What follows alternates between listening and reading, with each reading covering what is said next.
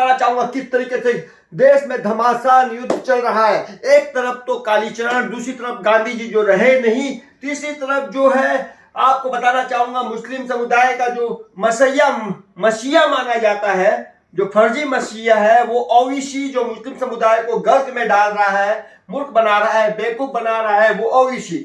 तो मैं बता रहा हूं कि किस तरीके से। दूसरी तरफ गॉडसे, देखिए गॉडसे का भी एक अपना महत्व है। तो ये जो है सब घमासान करके एक ही मैदान में कूद गए हैं। सामने 5 राज्यों में इलेक्शन है, चुनाव है, चुनावी जंग है और इस जंग में कई प्रकार का खेला हो भी बताया जाता है। तो मैं ये बता रहा था आपको कि कालीचरण जी ने किस तरीके से गाली गलौज अपशब्द गांधी जी की पूरी लगा डाली बारात।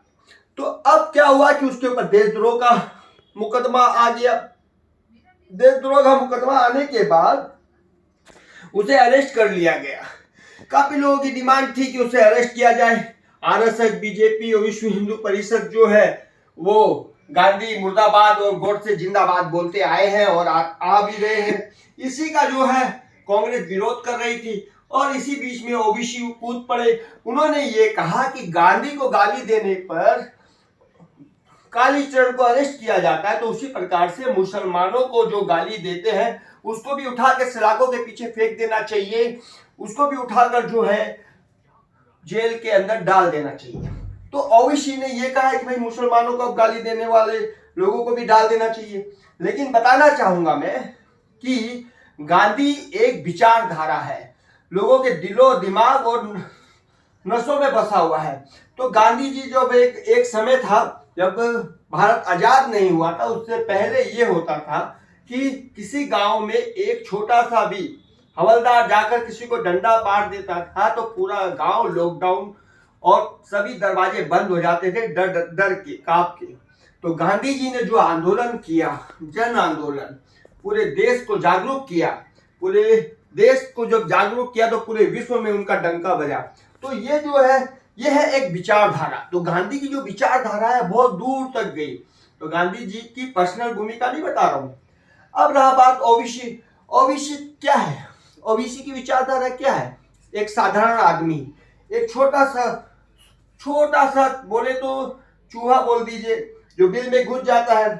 जहां आग लगती है वहां आग लगाकर वो बिल में घुस जाता है, दंगा करवा के बिल में घुस जाता है, आतंकवादी नक्सलाइट पाकिस्तानों का साथ देता है और बिल में घुस जाता है। तो ये छोटा सा चूहा है ओबीसी। ये बोल रहा है कि मुसलमानों को अगर गाली दे तो उसको जेल में बंद कर देना चाहिए, उठाकर सलाखों के पीछे फेंक देना चाहिए।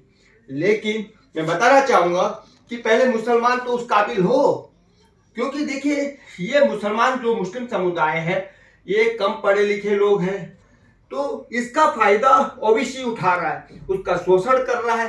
किस तरह से मुस्लिम समुदाय को बेवकूफ मूर्ख बना रहा है और वोट बैंक की राजनीति खेलने वाला ये ओबीसी ये बता रहा है कि ओबीसी जो है मुसलमान का मसीहा हो गया, जिसमें कि सारा मुसलमान, जितने भी भारत के ही नहीं पूरे विश्व के जो मुसलमान है, मुस्लिम समुदाय है, जो पढ़ा लिखा है, वो ओबीसी की राजनीतिक समझता है, उसकी मानसिकता समझता है, उसकी सोच समझता है, उसके कारनामे के पीछे क्या कारण है ये भी समझता है। परंतु कुछ जो भटके हुए मुस्लिम समुदाय है वो जो है वो समझ नहीं रहे हैं और अच्छे मुसलमान समझ रहे हैं कि ओबीसी पूरे कौम को जो है गर्ग में डाल रहा है, एक अंधी कुएं में डाल रहा है और खाई में डाल रहा है। देखिए ये बात तो सबको समझ में आ रही है। तो मैं बताना चाहूंगा कि ओबीसी जिस तरह की गंदी, घटिया और अपने फायदे के लिए जो राजनीति कर रहा है वो बहुत ही नुकसानदेह है और देश के लिए हानिकारक है। ओबीसी ने एक बात और कही कि भारत को आजाद कराने में मुसलमानों का बहुत बड़ा हाथ है। भाई ओबीसी ने एकदम ठीक कहा, एकदम सही कहा। तो ओबीसी को यह भी पता होना चाहिए कि उसका जो भारत को आजाद कराने में जो बहुत बड़ा हाथ था मुस्लिम समुदाय का, तो उसका जो फायदा होना चाहिए था, उसकी जो कीमत होनी चाहिए थी, उसके लिए जिन्ना ने वो कीमत मांगी और सब मुस्लिम समुदाय जिन्ना के साथ खड़े हुए और वो कीमत जो थी पाकिस्तान और बांग्लादेश उसने मांगा था कि हमको भारत से अलग करिए, क्योंकि हमने भारत को आजाद कराने में बहुत बड़ी भूमिका निभाई है। तो देखिए, तो ये जो बातें थी गांधी जी नहीं चाहते थे कि भारत और पाकिस्तान दो भागों में बढ़ जाए, भारत एक रहे, एक समुदाय रहे, हिंदू मुस्लिम एक जगह रहे। गांधी की ये विचारधारा थी। परंतु हुआ क्या, इसका ठीक उल्टा हुआ। जिन्ना और मुस्लिम समुदाय ने स्ट्रेट शॉट कह दिया कि हमें हमारा हिस्सा दीजिए, आप अपने हिस्से को रखिए। तो इसी बात पर भारत और पाकिस्तान जो है अलग हुए। भारत ने बांग्लादेश और पाकिस्तान को मुसलमानों के हवाला कर दिया और भारत का एक जो टुकड़ा था और पाकिस्तान का जो विभाजन था वो इसी शर्त पे हुआ था। इसलिए वो जो कीमत थी वो पूरी तरह अदा कर दी गई। इसलिए भारत में रहने वाले मुसलमान ये नहीं बोल सकते कि हमने भारत को आजाद कराया और भारत का टुकड़ा टुकड़ा कर दे। ये ओवैसी बोल रहा है कि हम मुस्लिम समुदाय हैं, भारत को आजाद कराए। देखिए कितने मूर्ख और कितनी छोटी बातें कर रहा है। देखिए बात सोचने और समझने की है। फिर मैं बताना चाहूंगा, जो आजादी मुस्लिम समुदाय ने गांधी के साथ मिलकर की थी और तो उसकी कीमत उसको मिल गई ना भाई। एक चीज की कीमत एक बार लगाई जाती है, एक ही चीज को 4 बार बेच देंगे क्या? ये टीवी है 20-25 हजार का है, क्या मैं इसको 4 जन 6 जन को बेच दूंगा? अरे भाई एक ही आदमी को बेच पाऊंगा ना। जो ये रूम देख रहे हैं ये भले 20 लाख 50 लाख 1 करोड़ का है, तो क्या मैं 1 करोड़ की चीज क्या 10 आदमी में बेच दूंगा क्या? नहीं होता ना। उसी तरीके से मुस्लिम समुदाय ने जो मेहनत की थी उसका हिस्सा उसको मिल गया। अब जो भारत का हिस्सा है, पूरा भारत एक खंड है, एक समुदाय है भारतीय, और मुस्लिम समुदाय को पाकिस्तान और बांग्लादेश मिल गया। तो अब मुसलमानों को ये बोलने का कोई हक नहीं है कि भाई मैंने भारत को आजाद कराया।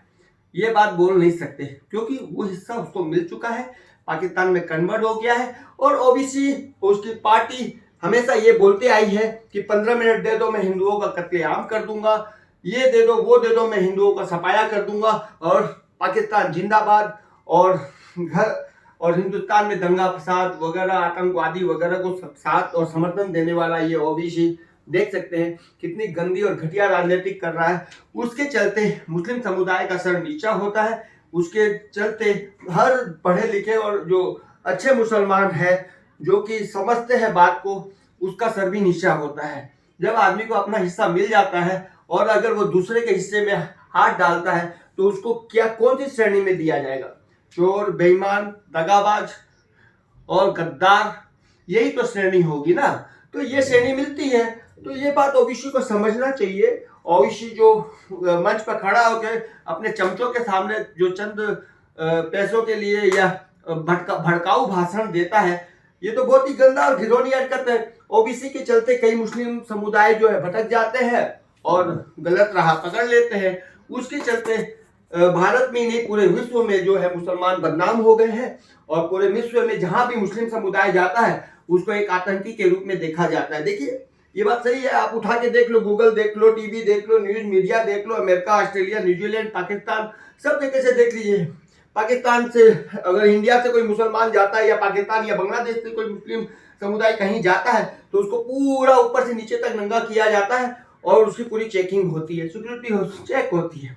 तो मुस्लिम समुदाय ने अपनी छवि इस तरह से बदनाम कर ली और बेकार कर ली, और ये छवि खराब होने का रीजन यही है। ओवैसी जैसे लोग जो है जो देश का खाते हैं और देश के साथ गद्दारी करते हैं, ऐसे लोगों की वजह से ही आज हमारा जो हिंदुस्तान है और हिंदुस्तान के जो मुस्लिम समुदाय है वो कुछ भटक गए हैं और उसकी वजह से मुस्लिम समुदाय को हर वक्त नीचा देखना पड़ रहा है।